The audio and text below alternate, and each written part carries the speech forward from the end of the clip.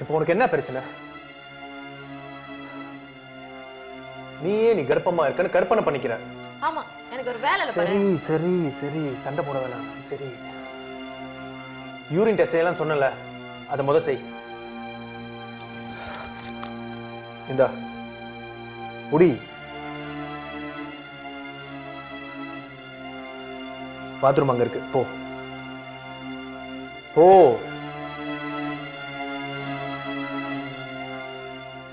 சுத்தமா இருக்கும்ல? அதுக்குன்னு நான் வந்து கல்வியை விட முடியும்? யூரின் டெஸ்ட் தானே, பேச்சில் விடனா அப்படி இப்படி இருக்க தான் செய்யும். அட்ஜஸ்ட் பண்ணிக்க.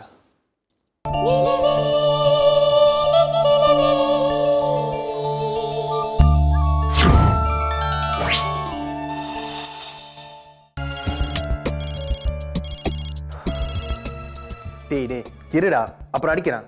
முக்கியமான வேலையா இருக்கேன். நான் அதை விட முக்கியமான வேலையா இருக்கேன். நான் திருப்பி கூப்பிடுறேன்.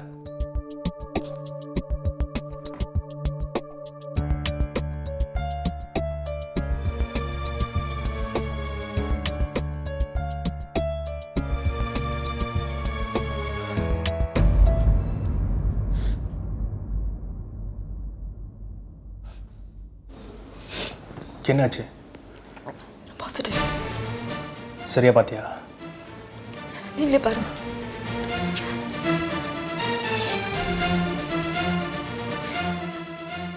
இதுல அழுவாத.